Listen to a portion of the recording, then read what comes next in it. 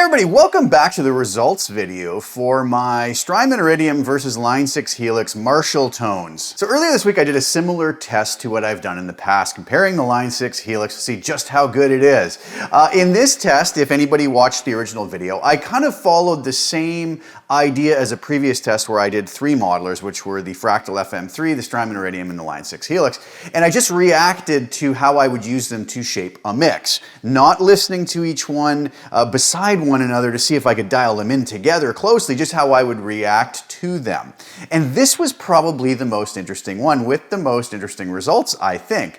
I don't think, again, that it really shows one is better or worse. This had more to do with how I dialed it in and my reaction to it. And I think it fooled a lot of people. A lot of people didn't know which way to guess, thinking maybe there was a couple of people even said maybe I was trying to trick people, but I really wasn't. I was just literally trying to react, but there was, between the two amp models, these two amp models I used, which was the Punch amp model on the Iridium and the Brit Plexi Bright on the Helix, there were some real differences in the amount of gain I could get out of it. And I think that might be the culprit as to why people maybe guessed the way they did. So anyways, without further ado, let's look at what the results were first, and then I'll show you the settings I used and dive a little bit deeper in and let you hear some of the tracks isolated. We had two mixes, Mix A and Mix B. The results were that Mix A was the Strymon Iridium and Mix B was the Line 6 Helix. Now, how did people guess? There was 17 people that guessed the Helix was actually Mix A and were incorrect. 8 people guessed that Helix was Mix B, and they were correct. Now, on the question of which they preferred, and this is where I found it very interesting.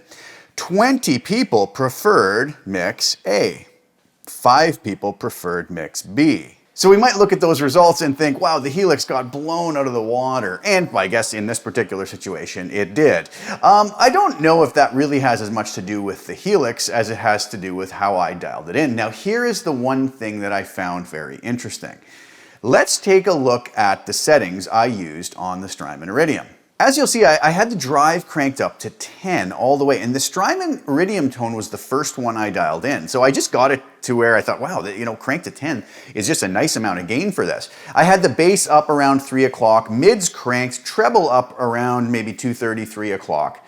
And I had it on the AIR, whichever one that is. I believe it might be an own hammer one, but don't quote me on that. I should have checked that before I did the video. But now what happened is when I went over to the Helix using the Brit Plexi Bright and I cranked the gain up to 10, there wasn't as much gain there. Here's the settings that I used on the Brit Plexi Bright. Drive, bass, mid, treble, and presence all cranked to 10, master on 10, channel volume on 5.7, and the deeper functions, sag, hum, ripple, and bias, X I didn't touch. They're just up there the way they were stock. Now the reason I cranked all these things up is I was trying to coax some more gain out of this amp model, and I thought about throwing an overdrive pedal in front of it. I thought, no, I don't want to do that. I want to just stick to the amp modeling here. So what ended up happening is I think we got a little bit of a thinner, not quite as beefy sound out of the Helix because of the fact I was kind of cranking that presence and treble up to kind of get a little more edge and a little more bite out of the tone. So what I did to kind of counteract that is I went with the 412 Greenback 25 stock cab, and I used a 4038 ribbon mic, pulled it 3 inches back. Now you'll notice I have the low and high cut turned off on that. I did add it into the Cubase file for all the tracks, including the Iridium, so they were all equal in that way. So this was interesting, right? I probably ended up making some decisions based off of when I heard the Helix in the mix. I was wanting more gain, so I kind of pushed things a little more to get that, but then that took it out of the same kind of wheelhouse maybe that the Iridium was in. So I think the fact that the Helix, this is just my opinion on this and how I feel about what happened here in doing this, is that I think because the Helix had a little less gain, and a lot of people commented on that, and I knew it right away when I posted. I was like, oh, this is going to be interesting to see how this goes and see how people kind of, if they think that's the Iridium or if they think that's the Helix.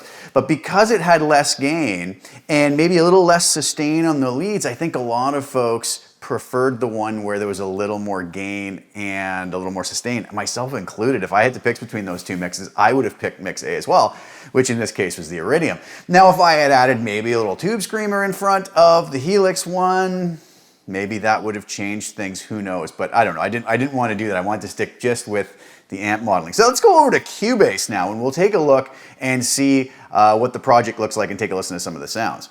So here we are over in the Cubase project I used. I get a lot of questions about what I use for my rhythm sections. I've done videos on this before, but for this particular one, I'm using Superior Drummer 3, which I actually always use. And I used their Rock Foundry drum kit, which was, drum package, SDX, with the Ludwig 1967 drum kit on it, which I really like the sound of.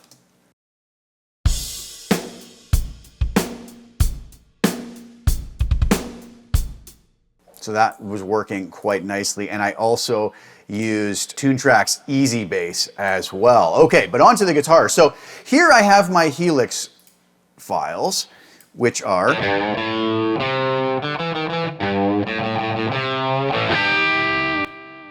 and I also have the Iridium over here.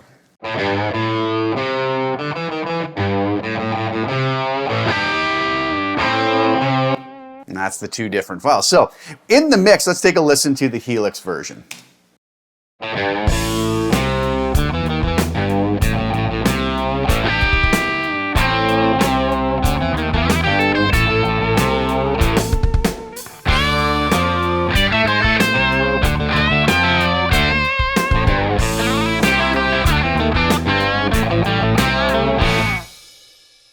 So you'll hear there is a certain thinness to the lead track, and I think, like I said, in hindsight now, I may have gone back and pulled the presence and treble back a couple notches. Probably would have taken away a little bit from the amount of overdrive I was getting, and that's what I was trying to eke out of it. Because you'll hear, if we compare the lead guitar on the Iridium's track,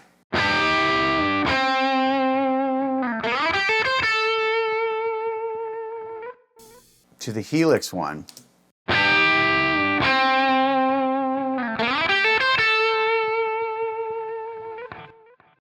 did you notice that? A little less gain on the Helix, even though it was cranked up to 10. So it is what it is. I mean, I had to work within the limits of what I had, but I think that was the big difference. So again, let's give the Helix tracks just a listen, and then we'll compare them to the Iridium.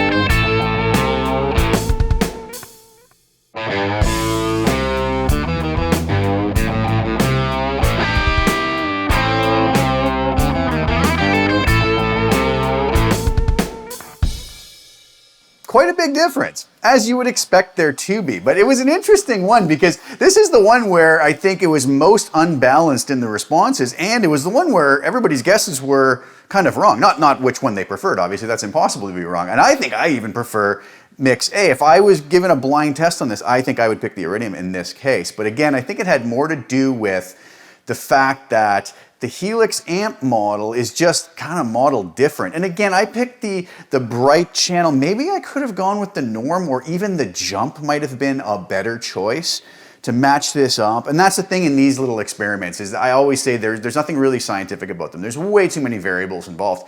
I mean, who knows what particular amp that the folks at Strymon used to model theirs versus the Helix folks used. And you know, I've talked about this in other videos, which is the best guitar modeler video, where there's so many variables we can't even make necessarily apples to apples comparisons, right? Plus then on top of it, we were using stock cabs versus an IR, which are going to be completely different EQ curves. I have no idea with the IR in the Strymon Iridium what microphones or where they were placed on the speaker cabinet. So I just had to make my own decisions about the stock cab and take the mic that I thought worked for it. And because the tone was kind of thinnish, because I was trying to, you know, get that presence and treble cranked up, I then used a darker mic, pulled it back a bit. So those are all decisions I made. But again, honestly, I think that either one of these would sound perfectly fine.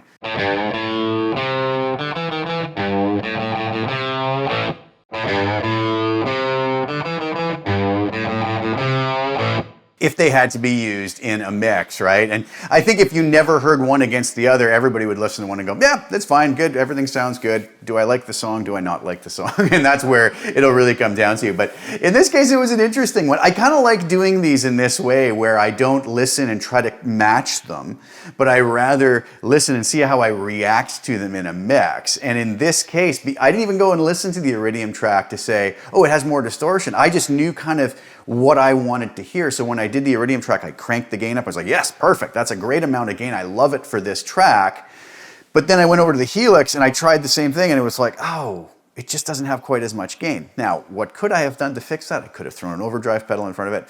If I wasn't doing a comparison of these particular models against each other, I could have just picked a different amp model that had more gain, maybe gone to a Placator Dirty or something, which is more like a hot-rodded Marshall type of a thing, right? So this was a fun one. This was pretty interesting. I don't know how many of you are surprised by the results, but I think they're easy to explain in this case why I would probably, and most of you also went with MIXA. We just seem to have a little bit more of that gain on tap inside the Iridium, and I think that that helped to push it into that area that seemed to sit right, and most people kind of go, yeah, and I had, like I said, I had a few people say that, yeah, you know, it's a little more saturated of a sound, and it absolutely is, and that's just because I couldn't get any more of that particular amp model on the Helix. So it is what it is. So anyways, I hope you guys enjoyed that. There are the results. I'm going to do some more of these. Give me some ideas if you guys want to see any particular comparisons that I have the ability to do. Obviously, I don't have every amp modeler under the sun here to compare, but I have a few more software ones I want to try too that are going to be a lot of fun to do, I think. So those will be coming up soon in this Just How Good Is the Line 6 Helix series.